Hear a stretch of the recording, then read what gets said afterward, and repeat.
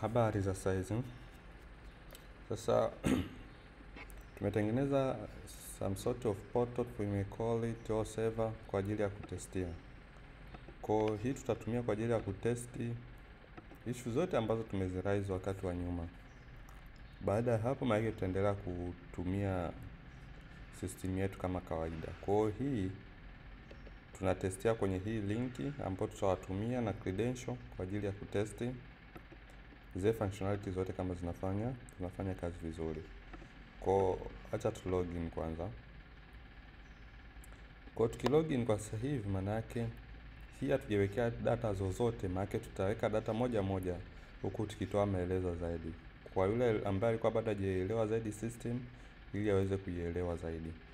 Kwa baada ya kulogin tunakutana na kitu cha namna hii. Kwa kitu cha kwanza kama ni for the first time, ngaje vitu vingine vitu vimeshawekwa, lazima tuweke hizi regions, tuweke zones na tuweke departments ambapo ndo vitu vya mwanzoni kabisa. So far kwenye hii tulikuwa kwenye system yetu hii ambayo tunaitumia kila siku tulikuwa tumeshaweka hizo details zote. Kwa baada ya hapo mimi nitatumia hapa guards. Nimechukua guards wachache kwa ajili ya kutest different scenario, ambao kuna 1 2 3 4 5 6. Kuna guards 6 tumechagua na client. Huu tumeita tu Simba Oil. Huyu security reliever maana huwa atakuwa client. Huu tumwekee hii. Maana tutatest issue ya reliever. Reliever anafanya vipi kazi. Hapa tuna Mwenge site zetu, lakini tuna makumbusho kwa huu Simba Oil. Kwa kitu kingine lazima tuweke hawa client wetu. Kwa tunaenda hapa kwenye client, tuna click client, then tuna add new client. Client wetu ni Simba Oil, tunamwekea contact zake, tuna register client. Sasa baada ya kuwa na client lazima tuende ndani tuongeze site ambazo tunazotumia. Tuna Mwenge, Simba Oil Mwenge na Simba Oil Makumbusho. Sawa, tuwa register na tuna Simba Oil Makumbusho.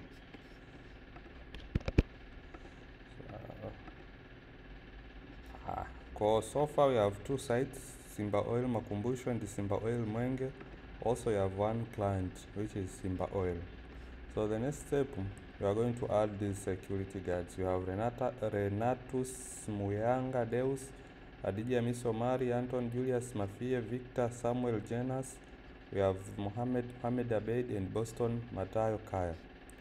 So we are going to navigate to the security guards.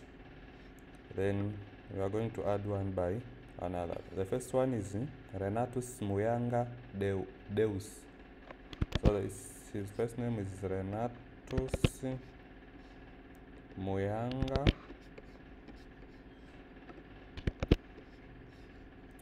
Deus. His phone number, let's use the random phone number. His employee ID, let's call it guard1, guard 001. Date of birth, let us use random date, gender male. The second one is Hadija Hamisi Omari. Our first name is Hadija Hamisi. Our last name is Omari. Let us use random phone number. Employee ID, let's call it guard2, guard 002. And our birth date, let us use random, gender female. The third one is Anton Julius Mafie. Let us add this one. His first name is Anton Julius Mafie. Phone number, let us use random phone number. ID, let's call it guard3. Date of birth, let us use random date of birth. His gender is male. That's the third one. The fourth one is Victor Samuel Janus. His first name is Victor Samuel Janus. Let us use random phone number. Employee ID, let's call it GAD4. Date of birth, let us use random date of birth. Gender is male. The fifth one is Mohammed Abed. His first name is Mohammed. His last name is Abed. Let us use for random phone number. Employee ID, let's call this employee 5. We got 005 and random date of birth. Also, let us call this. This is male. Register guards 1, 2, 3, 4, 5, 6. The sixth one is Boston Matayo Kaya. Add security guard. His first name is Boston Matayo Kaya. Phone number, employee ID. This is employee number 6.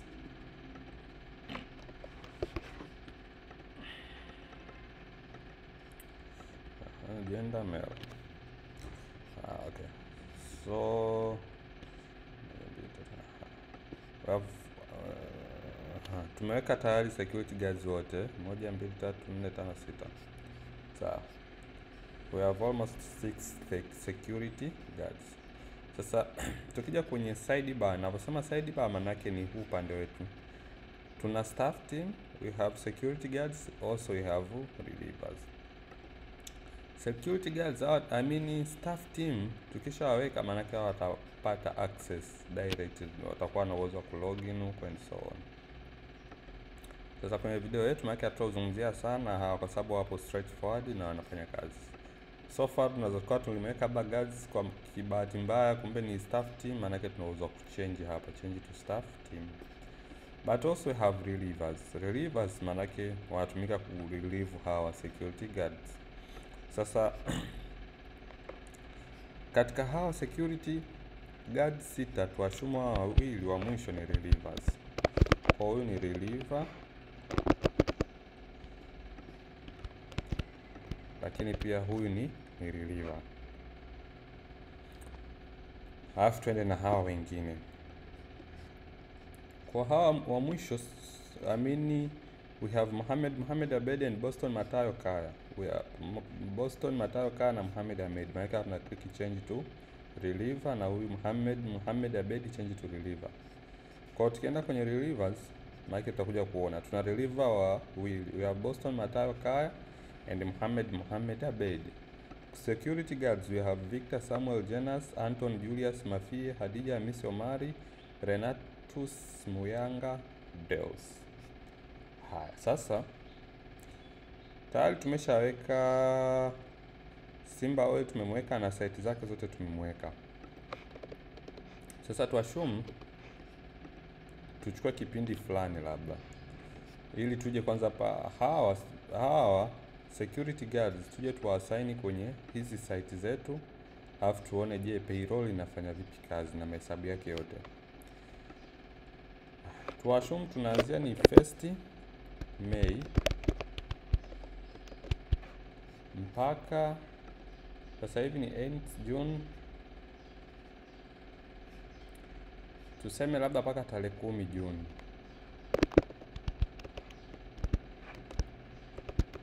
Hii ndio duration nitakayoitumia. Sawa. If that's the case, maana yake tutaenda kwanza kwa client wetu.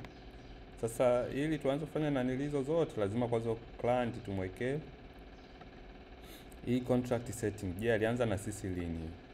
Tukishamwekea maana yake huyu security guard aweza akawa assigned chini ya tarehe hii. Labda tuashumu tulianza naye April 1st, tuna update. Baada ya hapo tunaenda kwenye site zetu. Kila site tunaiwekea maximum number of guards ambazo zinakuwa allowed. Let's say tuseme huu ni 4, huu ni Makumbusho, lakini pia Mwenge tumwekee ni 4. Sawa. Baada ya hapo tunarudi hapa. Tumesema ni kuanzia Mei 1 mpaka 10th of June. Watu wetu ni hawa hapa. Sasa tuchukue Simba Oil. Tuchukue mtu mmoja mmoja ili tuone namna gani tuna track. Tuchukue kwanza Renatus. Alafu tuashumu alianza kufanya kazi tarehe 1 Mei. Let's say mpaka tarehe 10 Mei. Kuanzia tarehe 1 Mei mpaka tarehe 10 Mei alifanya kazi wapi? Labda sasa alifanya kazi Simba Oil.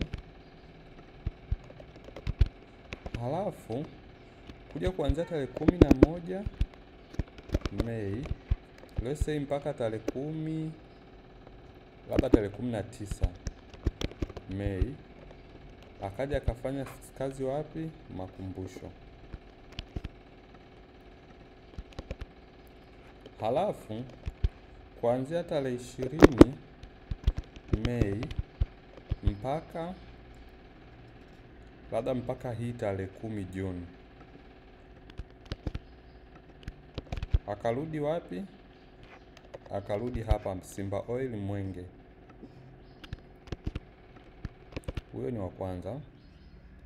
Halafu wa pili huyu Renatus Muyanga Deus. Renatus Muyanga Deus. Halafu wa pili ni huyu Hadija Hamisi Omari. Huyu Hadija Hamisi Omari yetu na shumu alianzia labda tarehe 12 Mei mpaka sasa hivi ambao ni tarehe ngapi? Ni tarehe 10 Juni. Huyu alikuwa Mwenge tu. Alafu huyu ni Hadija Hamisi Omari. Alafu tuna Anton Julius Mafie.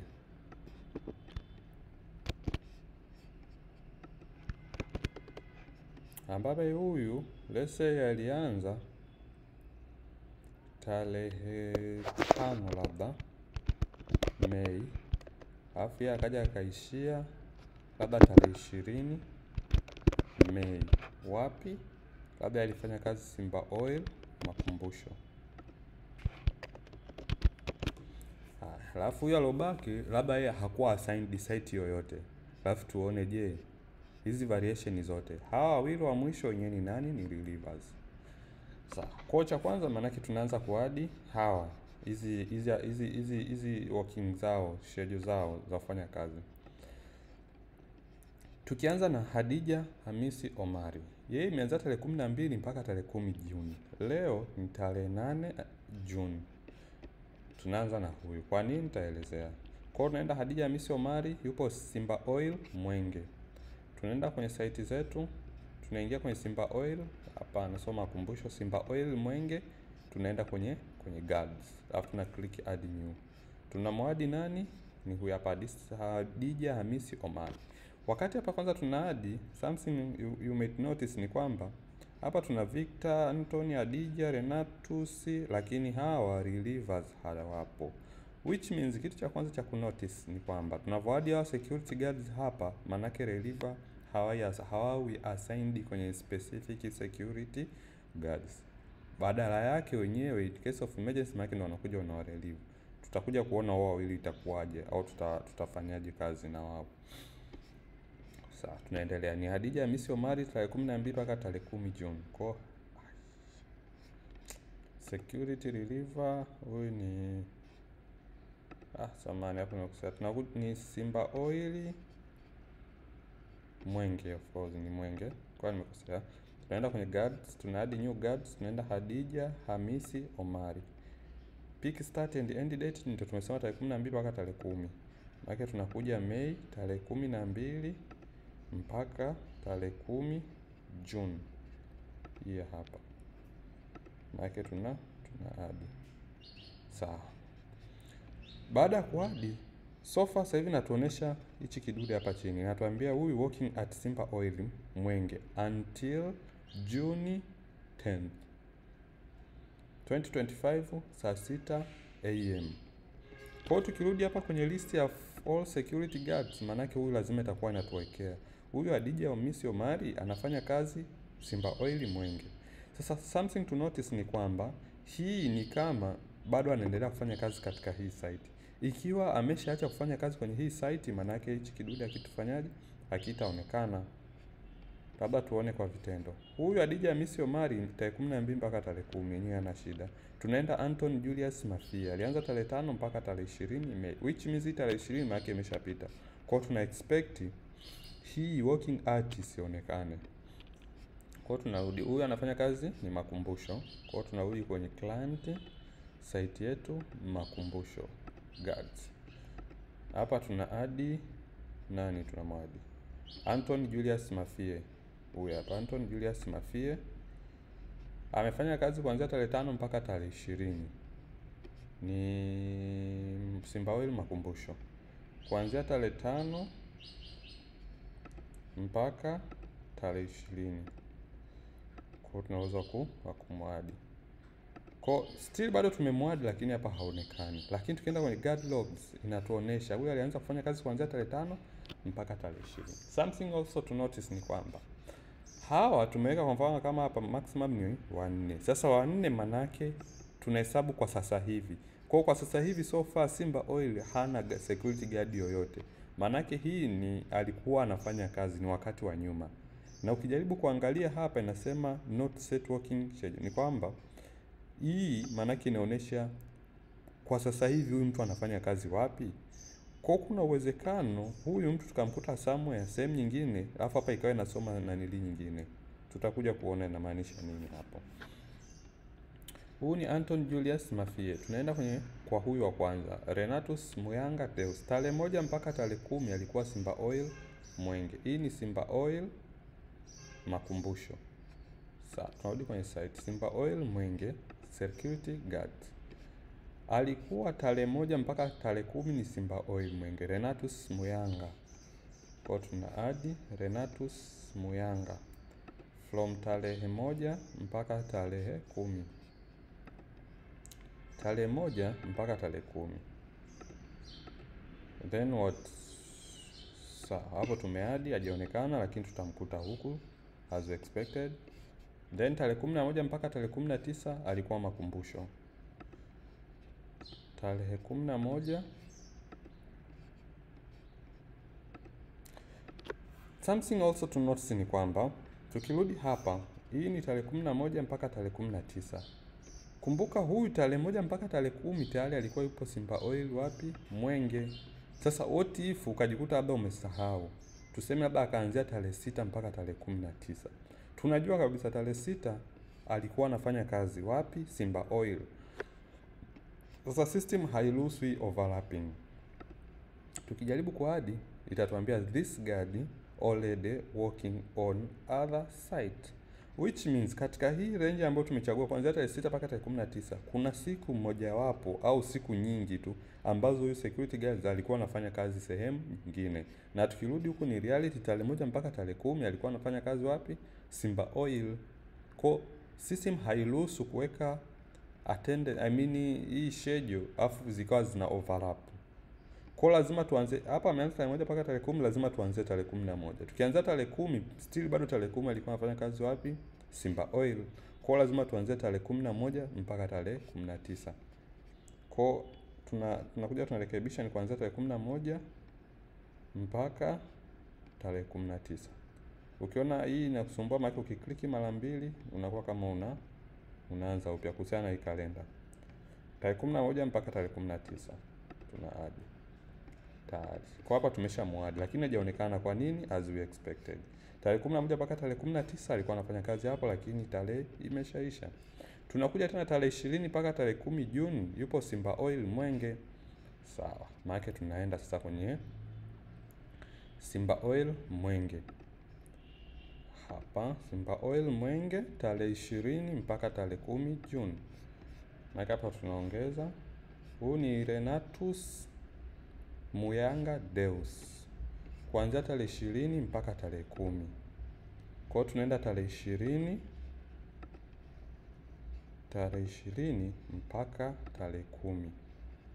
Sawa, tunaadi. Sasa baada ya kuadi, kwa kuwa tarehe ngapi ipo hapa, maana lazima hapa itaonesha huyu anafanya kazi baba until Juni ya 20. Then what? Then hapo tunakuwa wote schedule zao hizi tumeshaziweka. Kwa kitu kinachofuata ni kuangalia sasa attendance. Jaribu kusimulate payroll. Sasa payroll yetu itaanzia tarehe 1 Mei mpaka tarehe 30 Mei. Ni siku 30 ndo hii payroll yetu tunaiconsider. Alafu sasa tuje tuanze kutrack hapa mtu mmoja mmoja, tuone wao wanafanya vipi kazi na vitu vya namna hiyo. Tunaenda kwenye payroll. Hii tunatengeneza kama samples, vitu ifute kwanza tutengeneze upya ili kwa ambaye bado hajajua tunatengeneza vipi ili aelewe. Kwa payroll hii let's say tumeifanya ni May 31st. Alafu inaanzia May 1st mpaka May 30. So, this is our payroll from May 1st to May 1st 2025 to May 30 2025. So, staff we don't have anyone. Security guards tunao hawa hapa. Tuna relievers na wengine. So, kwa kinachofuata manake ni kuweka attendance za hawa watu. Tukasema tuna mechanism nyingi tu. Mechanism moja hapo maana tuna uwezo wote wa kuwekea wote wamehudhuria. Alafu sasa tunaanza kutoa wale ambao hawajahudhuria, ambapo tukasema tunaweza kukliki hii ika autofill siku zote. Siku ngapi? Kuanzia tarehe 1 Mei mpaka tarehe 30 Mei. Kwa hiyo hii inaweza kachukua kama sekunde ngapi hizo? Ni sekunde kama 100, lakini kwa kuwa hapa tumeweka taarifa chache huenda ikawai. Lakini baada ya kuweka, tukirudi kwa security guards, manake itatuonesha siku walizofanya kazi. Sasa kitu cha kukumbuka ni kwamba hapa kwa mfano wetu tulioweka una variation. Huyu ana siku 16, huyu ana siku 19, ndio tutakachokuja kuangalia hapo kujua kwa nini huyu ana siku ngapi, huyu ana siku hizi, kwa nini huyu ana siku hizi. Alafu from there manake tutajua what next. Sawa. Kwa kitu cha kwanza ambacho tunaenda kudili nacho ni kwamba tukija kwa huyu, hii tumeona ni njia moja wapo. Kwa hiyo wakati tunaenda kuona njia nyingine, maana ndio kuna kitu nataka nikielezea. Huyu Renatus Muyanga Deus ni Simba Oil Mwenge tarehe 20. Hii latest maana ni tarehe 20 mpaka tarehe ngapi? Tarehe 10. Kwa hiyo tunafanyaje? Tunarudi huku. Tunaenda kwenye site. Tunaenda kwenye Mwenge. Huyu tarehe 20 mpaka tarehe 10. Kumbuka kuanzia tarehe 11 mpaka tarehe 19 alikuwa anafanya kazi wapi? Makumbusho. Kwa hiyo tukienda kwenye guards,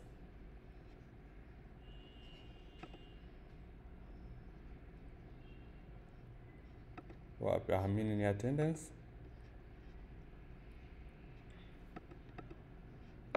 Ni Mei. Tukiweka May 1st. May 1st tulikuwa tuna Renatus Mayunga. May labda 10. May 1st bado ipo Mwenge. May 12 labda. So to refresh page.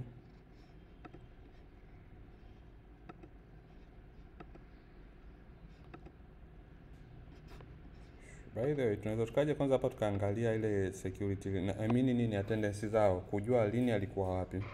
Alafu ndo tukaja kuangalia huko. Tuna ule Renatus Muyanga Deus. Tukienda kwenye attendance history.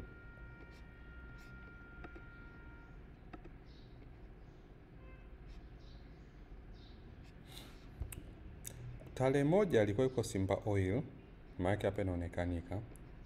Tarehe 2, tarehe 10 alikuwa bado yupo Simba Oil, maana ndo zile attendance ambazo zime autofill. Lakini tarehe 11 alikuwa yupo Simba Oil Makumbusho kama inavyotuonesha hapa kwenye tarehe yetu. Kwa tarehe 11 mpaka tarehe 19 pia ameenda ni Simba Oil Makumbusho. Tarehe 11, tarehe 16, tarehe 17, tarehe 18, tarehe 19 hii hapa bado yupo wapi? Simba Oil Makumbusho. Alafu night shift. Tukienda mpaka Simba Oil Mwenge inaanzia hapa tarehe ngapi? Tarehe 20. Kwa tarehe 20 Simba Oil Mwenge. ameenda mpaka tarehe 30. Tarehe 30 bado ipo Simba Oil Mwenge. Kwa baada ya kubonyeza tu ile button maana zimekuja hivi. In case kama kuna kitu ambacho labda nilikosea na nini, sasa hivi tumeongeza option ya kudelete. Kwa tukiangalia hapa tarehe zinaenda mpaka tarehe 30 na hizi of course hii ipo sawa kulingana na hii schedule. Kingine labda tukiangalia hawa wengine, kwa mfano huyu Anton Julius Mafia ameanza tarehe 5 mpaka tarehe 20 Simba Oil Makumbusho. Kwa hiyo tukirudi kwenye security guards Anton Julius Mafia tuna expect yope imeanza tarehe 5 mpaka tarehe 20 Simba Oil Makumbusho. Hii hapa tarehe 5 mpaka tarehe ngapi? Tarehe 5 mpaka tarehe 20. Kwa hiyo tunaweza kufanya hivi. Maana tarehe 5 alikuwa ipo Simba Oil Makumbusho mpaka tarehe 20 akawa ipo Simba Oil Makumbusho. Kwa hiyo na yeye schedule yake imejazwa sawa sawa. Tukimchukua mwingine nani? Labda huyu Hadija Omari, yeye imeanza tarehe 12 mpaka tarehe 10. Tarehe 12 mpaka tarehe 10. Kwa hiyo tukirudi hapa Hadija Hamisi Omari. Kwa hiyo tuna expect ianze tarehe 12 mpaka tarehe 10 Simba Oil. Tarehe 12 mpaka tarehe 10. Huyu sasa ni tarehe 12 mpaka tarehe 30 kwa sababu hii tarehe 10 June manake hii mwezi wetu umeishia tarehe 30 huu payroll, na baada ya kubonyeza ile button manake inaishia mpaka tarehe 30 ndio attendance zao ambazo tumejaza. In case kama tumekosea manake tuna uwezo wa kufuta. Mpaka hapo nadhani iko sawa. Sasa tuchukue hapa hii Simba Oil. Turudi kwenye client site. Tuende kwenye Simba Oil, Simba Oil Mwenge. Guards waliopo ni hawa. Kwa hiyo tunaweza kwenda kwenye attendance. Tarehe 30 ilikuwa Friday. Labda tuseme hii tarehe 30 hawa walikuwa hapo off duty. Sasa kwa so far tunaweza kutumia hii back update tukasema watu walikuwa hapo off duty. Aje imechukua kuna nini? Tuweke hivi. Hiyo tarehe 30 tuweke not June. Tarehe 29 tena off duty.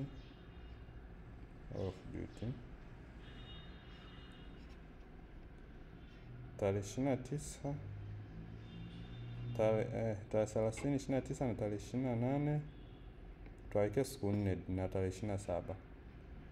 Labda for some reason tu hapa kwa ajili ya kuelezea off duty. Alafu na tarehe 28 tumesema tarehe 30, 29, 28 na tarehe 27.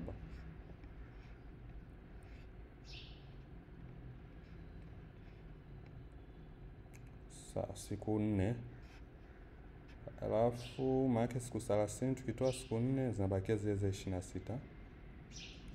Sawa. Tunarudi hapa. Hapo maana tunakuwa tumemaliza. Tunaporudi kwa yule Renatus Muyanga attendance history.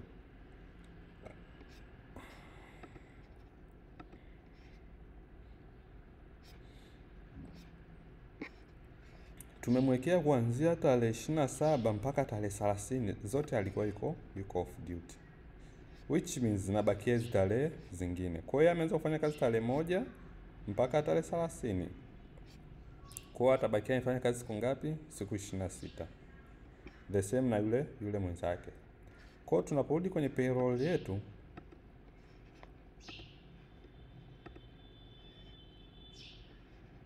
date zetu hizi maximum days worked maana yake ni zile 26. Huyu Hadija Hamisi Omari tulikuwa tunamwona ni huyu Anton Julius Mafia.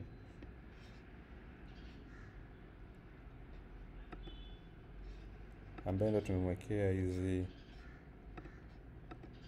hapa kama nimenanele.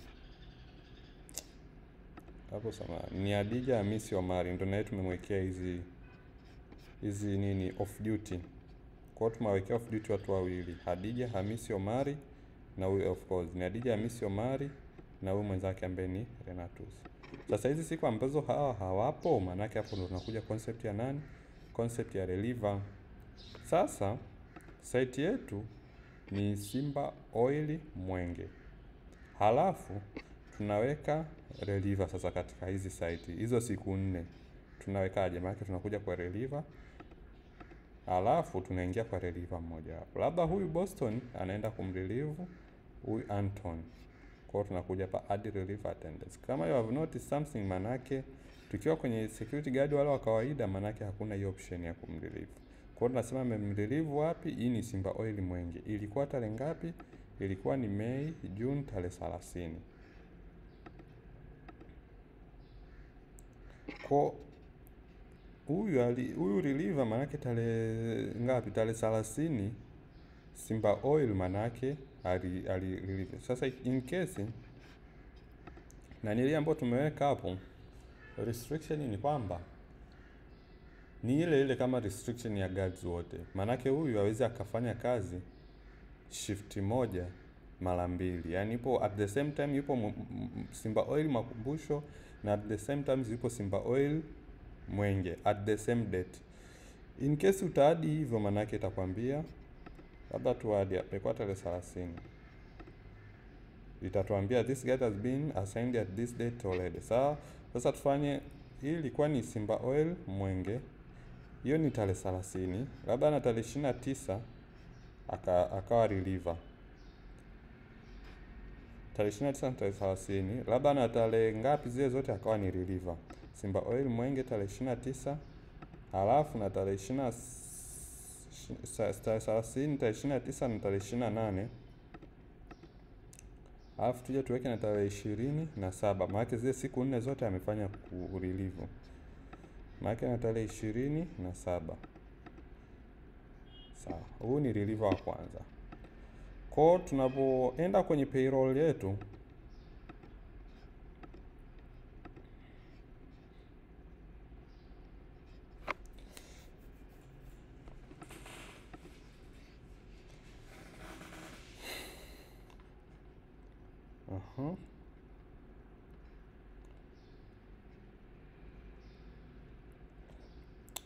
days worked. Sawa. Kwa sofa hapa tuna expect, manake tukienda kwa huyu reliever, hizi days ambazo ame relieve manake ziwe hapa, zije zionekane hapa kwenye payroll. Kwa the moment mtakapokuwa mnafanya, manake zitaonekana. Huenda hapo tulizi hide kwa wakati tuna test. Kwa paka nyinyi mnapokuja kutest, manake zile siku 4 ambazo huyu amefanya kazi zitakuja pia zitaonekana hapa. Kwa sababu hapa hizi zitakiwa zionekane hapa. Kwa hiyo tutatoa hiyo na restriction tulikuwa tumeweka hapo kwa ajili ya testing, maana hapa zitakuja zitaonekana. Kwa zitaonesha Boston Matayo Kaya amefanya kazi siku ngapi? Siku 4.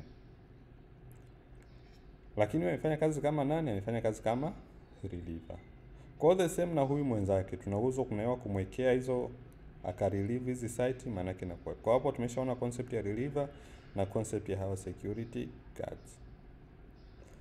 Concept nyingine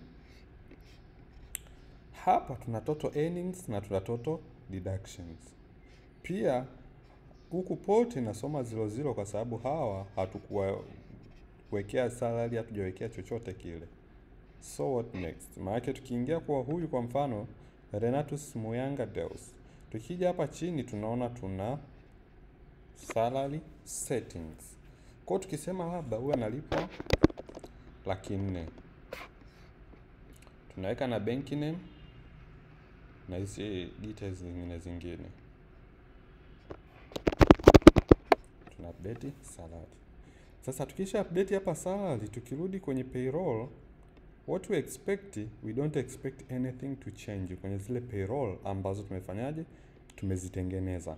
Kwa nini? Kwa sababu hizi tayari zinakuwa ni past payroll. Tukitaka kuedit specifically kwenye hizi payroll, maana yake tunakuja hapa tuna edit. Kama ni basic salary tunamwekea ni tarehe 3. Kwa nini iko hivyo? Kwa sababu ndio ipo hivyo kwamba mshahara wa mtu unabadilika. Unavyobadilika sasa hivi haimaanishi utabadilisha mpaka zile past zote. Zile past zitaendelea kuwa vile vile. Alafu huu mshahara wake wa sasa hivi maana yake na wenyewe utaendelea kuwa vile vile. Kwa sasa tunapokuja kutengeneza payroll nyingine, maana yake hizi basic salary ambayo tumeiseti kule ndio inakuja na override hizi zingine. Sio basic salary tu. Tukirudi hapa kwa Renatus, hapa chini kuna hizi recurring earning setting. Tuseme house allowance 1 2 3 ni 1000 labda, responsibility na yenyewe ni 1000, hizi relocation allowance labda ni 2000. Kwa tukisave hapa, tukiupdate earnings, kwa next time tutarudi huko kwenye payroll,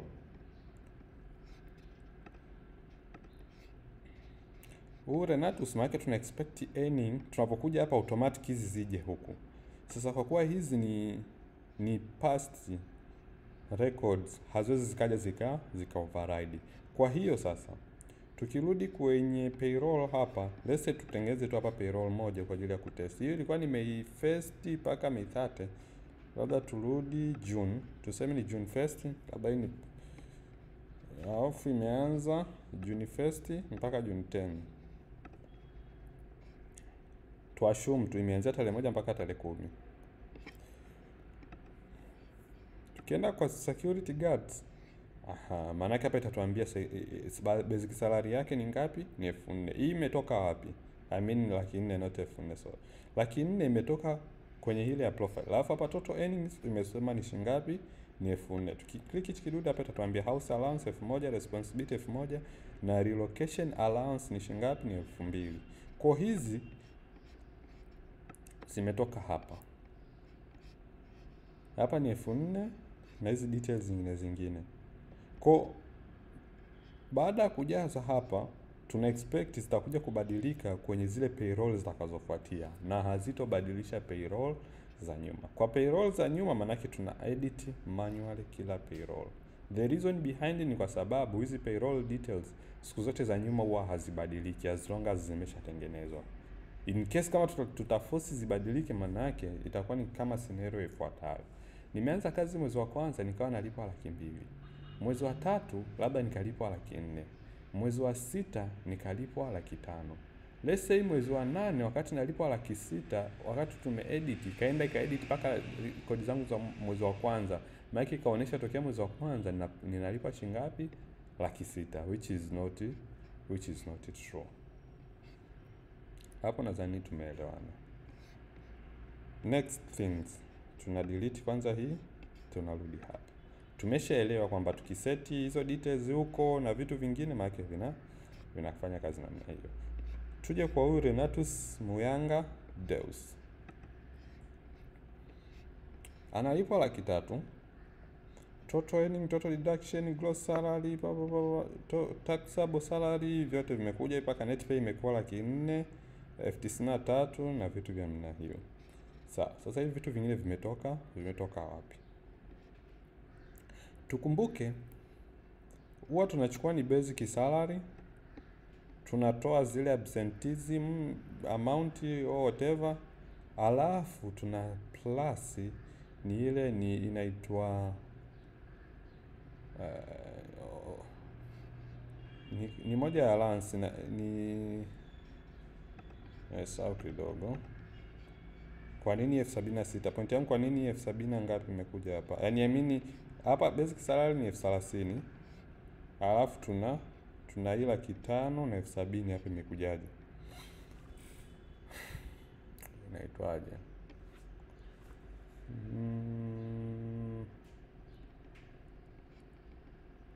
Sisi tufanye hivyo.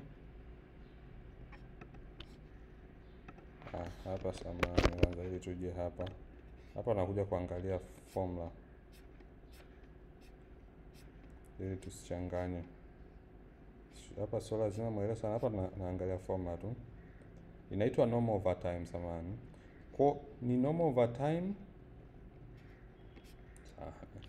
Normal overtime maana yake ndio imekuja imerise kuanzia hapa 300,000 mpaka 500,000, ambapo formula yake yenyewe iko straightforward. Katika video za nyuma tukapitia vizuri na tukaona jinsi gani inavyofanya kazi, maana yake yenyewe haina shida yoyote. Lakini in case kama mtaona kuna shida, maana yake tunaweza tukafanya hapa mahesabu yake, kwa sababu tuna days worked, tuna hizi hapa, tuna public holiday worked, kuna basic details zingine zote hapa ziko sawa. Lakini concept moja ambayo nataka nizungumzie hapa, kuna wale ambao wana fixed na kuna wale ambao wana ile inachukua kutoka kwenye formula kutokana na maelezo yenu jinsi nilivyopatia. Kuna normal overtime alafu kuna zile fixed. Sasa jinsi ambavyo inafanya kazi system kwa sasa hivi, yani lazima tuwe na kitu kimoja. Either tuwe na fixed overtime, au kama hamna fixed overtime maana yake tutatumia formula. Na fixed overtime hapa zipo ngapi? Ziko mbili. Kwa mfano, tuseme fixed overtime hapa ni 1000. Baada ya kuweka 1000 maana yake imetoka kutoka kwenye 500,000 mpaka imekuwa 300,000 na 1000. What does this mean? Hii inamaanisha kwamba the moment tumeweka huyu ana fixed overtime, maana yake hatutumii tena ile mambo ya formula. Na fixed overtime hapo zipo mbili. Kuna hii fixed overtime ya kawaida ya si tuje hapa. Sorry, nadhani ni total earnings. Kuna fixed overtime hii na kuna fixed overtime hii ya Zanzibar. Kwa tukitumia hii au tukatumia hii, maana yake itatumika moja. Maana yake hizo haziwezi zika coexist. Tukisema hapa tuweke 2000 hapo 1000. Maana yake still hapa imetumia shilingi ngapi? Maana yake imetumia ile kubwa ambayo ni ngapi? Ni 2000. Kwa hapa tumeongeza 2000. In case tuzitoe, maana yake tumerudi kwenye ngapi? Kwenye 5,000 na 70,000. Pia hapa uta notice hapa total earnings ilikuwa iongezeke kwa sababu hii baada ya kuiweka hapa maana yake hatuiadi mara mbili. Sasa tukiongeza hapa kwenye house allowance hapa pia itaongezeka 1000. Kwa nini hapo tuongeze mara mbili? Kwa sababu initially tunadhani tulikuwa tunakosea tu, hatukuelewa vizuri hizi mbili zinafanyaje kazi. Je, zina uwezo wa kucoexist au la? Nadhani kuna changes fulani ambazo mlitupatia ndio tukaja kuelewa kwamba tunapokuwa na fixed overtime hatuwezi tukatumia formula. Maana yake kuwepo kuna hiyo option hizo atumie formula au atumie hizi na nili. Kwa bado zika remain hapa kwenye earnings. Kwa whatever the case, tukiedit hapa inakuja ina affect na nili. Baada ya kutumia formula maana yake tunatumia hiyo fixed overtime. Hapo nadhani nimeeleweka. Lakini kama sijaeleweka nadhani tunaweza tukafanya kwa vitendo. Tukafanya vipi? Sisi tuchukue formula. Formula sikumbuki sana ndio maana nakuja kuchukua huko. Normal overtime sawa na basic salary divide by 26 days divide by 7.5 hours times 1.5 times number of daily normal overtimes hours ambapo ni 4.5 hours number of normal days worked, ambapo tunasema tukichukua hii formula ndio tunapata normal overtime. Alafu normal overtime tunakuja tunajumlishia na hii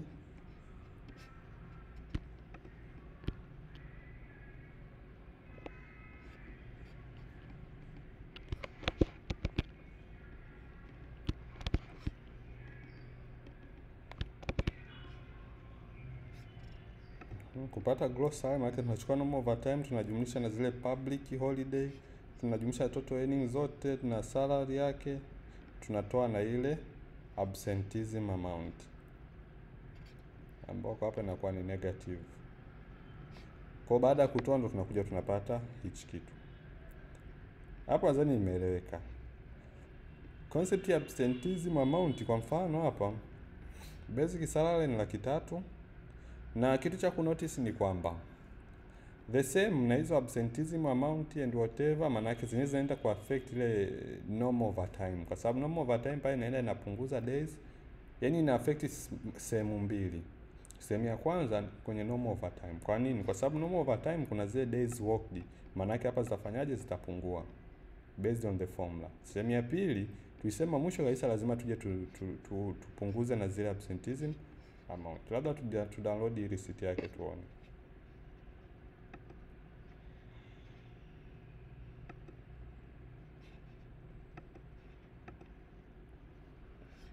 Receipt yake inatuonyesha basic salary na kwenye receipt hapa inaonyesha vizuri. Normal overtime yake hapa ni 200,000 na 70,000 baada ya mahesabu yote. Huku ikaja ikatoa pay na vitu vingine. Labda tuweke na absenteeism ili tuone how it works. Tunarudi kwa Renatus. Sasa Renatus alikuwa anafanya kazi wapi? Simba Oil Mwenge. Tukienda kwenye attendance, labda tarehe Mei tarehe 24, huyu Renatus huyu haba alikuwa absent. Sawa, kwa hiyo tukiangalia kwenye attendance history yake,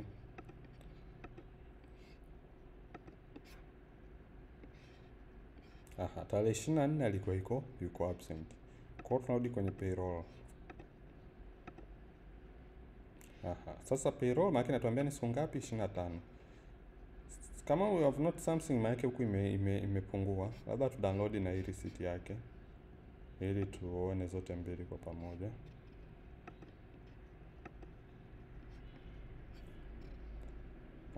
Hii hapa absenteeism amount maana yake imekuja imetoa shilingi ngapi? 10,000. The same na normal overtime maana yake imepungua. Huku normal overtime ilikuwa ni 200,000 na 70,000. Hapa normal overtime imekuwa 200,000 na 59,000. Kwa nini? Kwa sababu kwenye formula yetu pale kuna number of days worked ambazo badala 26 this time imekuwa 25. Pia tumekuja minus absenteeism amount ambayo kuna formula yake mlitupatia. Kwa baada ya kutoa maana imeshuka imekuwa namna hiyo. Na huku chini imetuonesha absenteeism days ni 1, normal days worked pia ilikuwa 25. So far nadhani na issue zote hapo tumezielezea. Kama kutakuwa kuna changamoto nyingine maana mna uwezo wa kutuambia. Also something to notice ni kwamba nimetumia account ya super admin. Ndio maana kila kitu nimekifanyia kwenye hii account moja. Lakini kila user ana account yake. Kwa kama ni timesheet keeper maana yake hata kukutana na hivi vitu vyote. Kwa hata atakapokutana navyo maana yake ni direct. Tutakutana na hizi site, atakuwa anaingia, anaweka attendance za security guards, straightforward.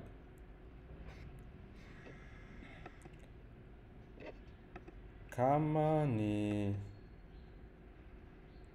nani labda ni kuna secretary, I think kuna user mbalimbali. Kwa kila user akiingia atakutana na zile roles zake specific. Kwa kama itakuwa ni kuweka client tu maana yake ataweka na yenyewe tumeona. Kama itakuwa ni kuset zile contract, kuweka hizi maximum number of guards, pia sehemu zote tumeziona. Kama itakuwa ni mtu wa payroll pia tumeona. Atakuja huko atakutana na vitu vingine vyote. Kuna vitu vingine vingi ambavyo sitavielezea ambavyo vyenyewe viko straightforward na tumeshahidi kuvielezea mara nyingi, mambo ya ripoti na hizi settings zingine zote. Vitu ambavyo nimejaribu kuvielezea kwa sasa hivi ni vile ambavyo issue zake zilikuwa raised previous time. Kwa kama utakuwa na changamoto maana mtaturudia, lakini hopefully kila kitu sasa hivi kinaenda sawa, and all the best. Thank you.